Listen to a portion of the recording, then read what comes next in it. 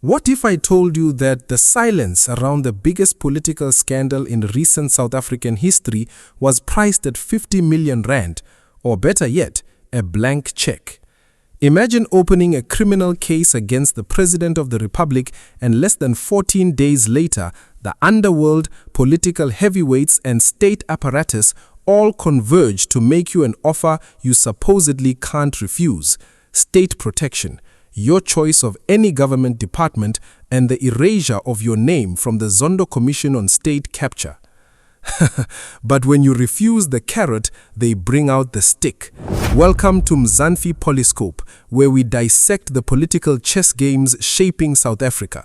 If you appreciate raw, factual, and analytical political content, please do the right thing. Hit that subscribe button and turn on the bell notification. It's free, it takes a second, and it helps us keep the lights on and the truth flowing. Now, let's get into the prima facie facts, because the Constitutional Court just threw a massive spanner in the works, and President Cyril Ramaphosa's political survival is hanging by a thread. Let's rewind to June 1, 2022. Former State Security Agency boss Arthur Fraser walks into the Rosebank police station and blows the lid off the Phala Phala farm scandal. He lays a criminal complaint regarding the theft of millions in foreign currency hidden in furniture. But it's what happens after the police stamp that docket that sounds like a script straight out of a Hollywood mafia movie. In an exclusive interview with veteran journalist Mzilikazi wa Afrika for the Unpopular Opinion podcast, Fraser drops absolute bombshells. Listen to this. So, talking about making ends meet, shortly after you opened the Phala Phala case, you were approached and offered a whole lot of money. That's true. It's about 50 million. Plus. 50 million plus. No, it was 50 million and there was additional. To drop the case. Tell us about that. How did it happen? Okay, that happened on the 15th of June, yes, 2022. Yes. It's like 14 days after I opened the case. Correct. After I opened the Phala Phala case, I was offered 50 million rand plus some additional money to drop the case, 14 days after I opened the Phala Phala case.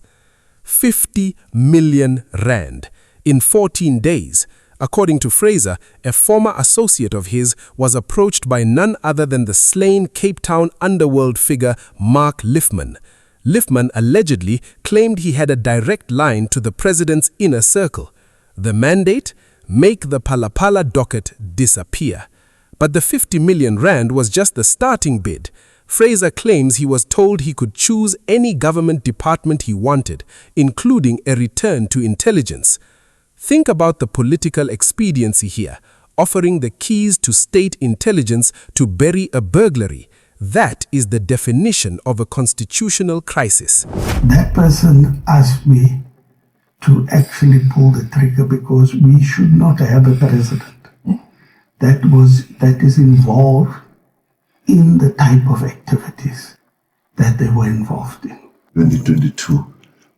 Yeah. You walk into Rosebank police station. Correct. To open a case against the sitting president of South Africa. Correct. Mr. Cyril Ramaphosa. And people cross the border. Yes. During COVID. Yes. So a multitude of crimes were committed. The people that was party to this thing said it was with the knowledge and the consent of the president. But from the people that told you all this, how much money was stolen?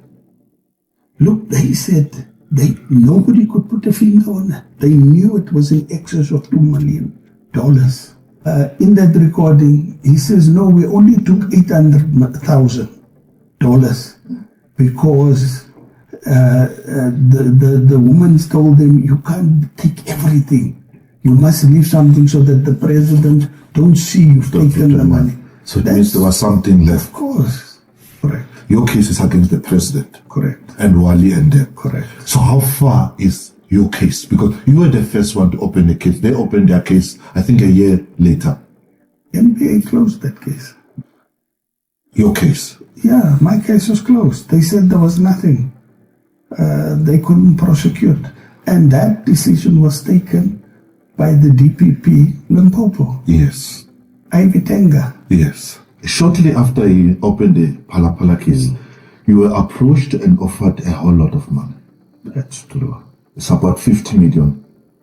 Plus. 50 million plus. No, it was 50 million and there was additional.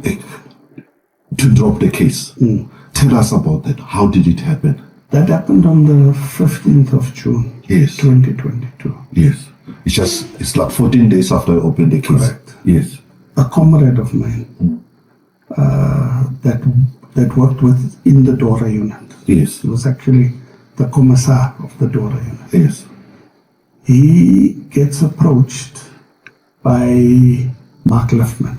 And Mark Lifman indicates to him that, he's close to the advisor of the president.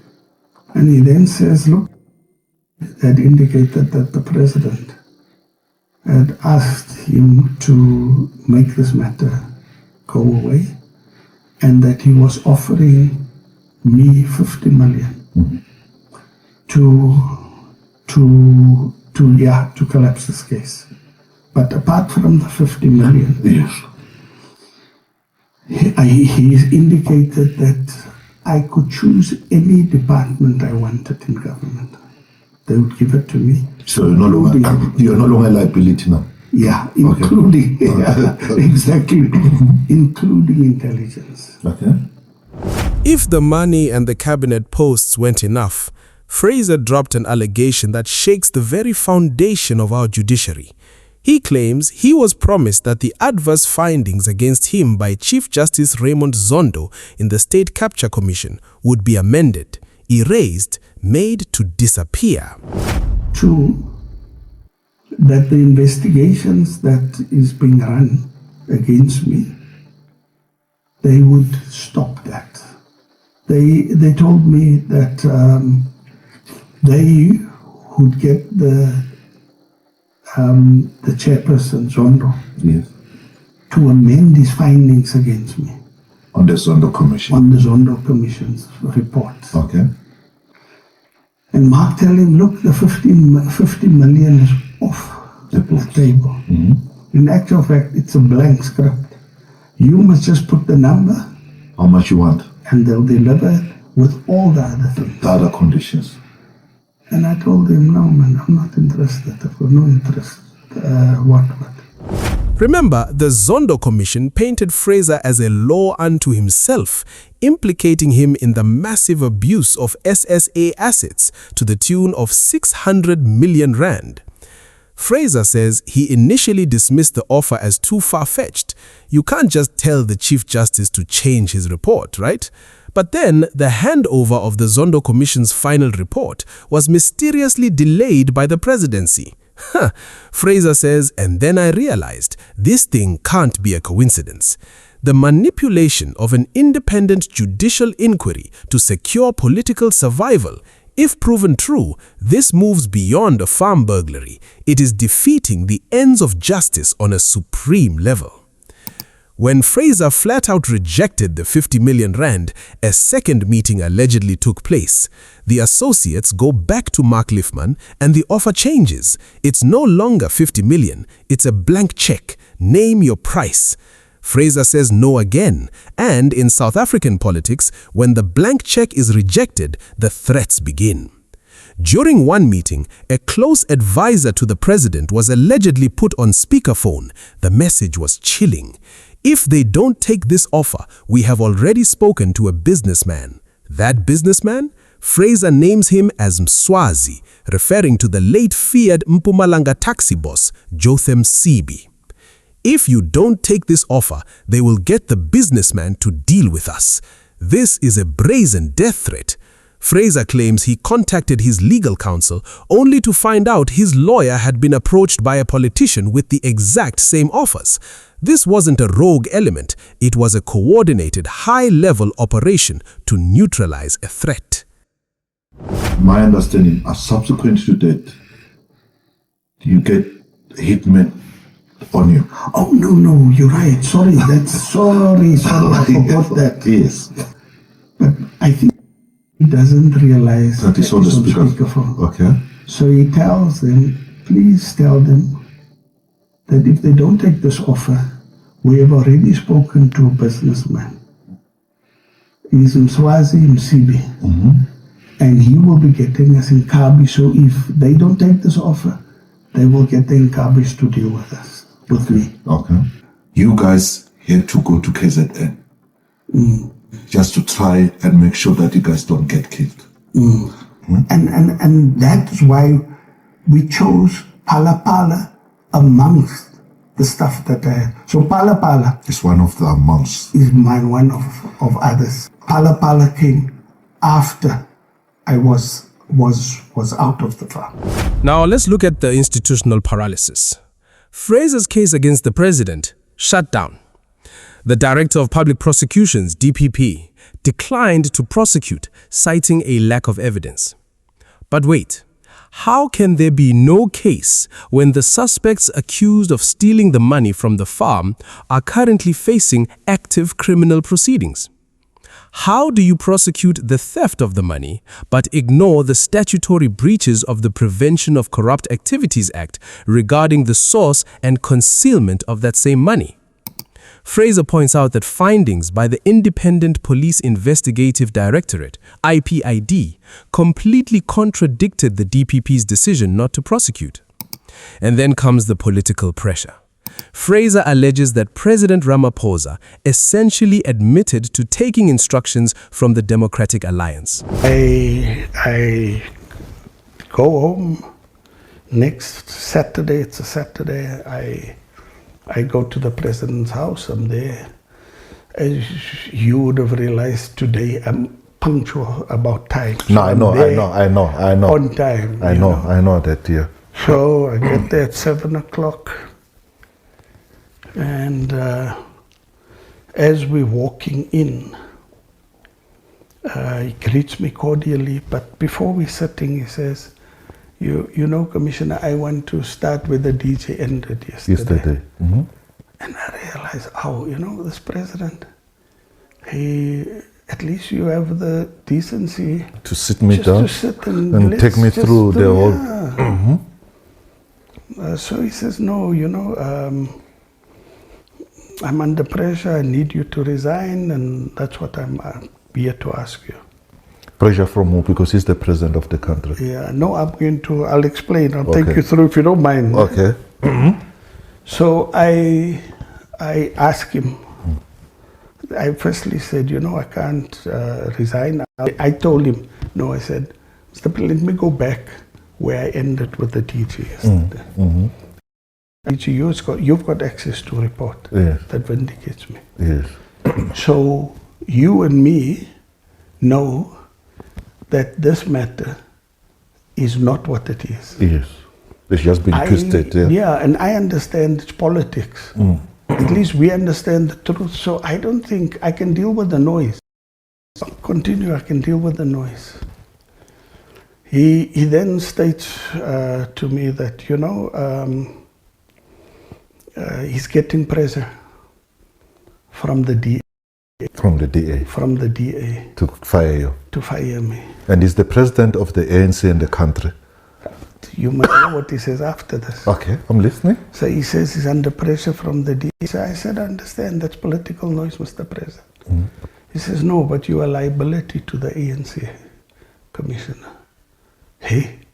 Liability? Liability. In what way? It is the first time that, let alone a president of the ANC. It's the first time somebody says I'm a liability to government. He says you're a liability to the ANC, you are a liability to government, you are a liability to me. And I look at this, my ANC president, and I say, oh. And I then say, so Mr. President, is this how deep factionalism has gone in the ANC?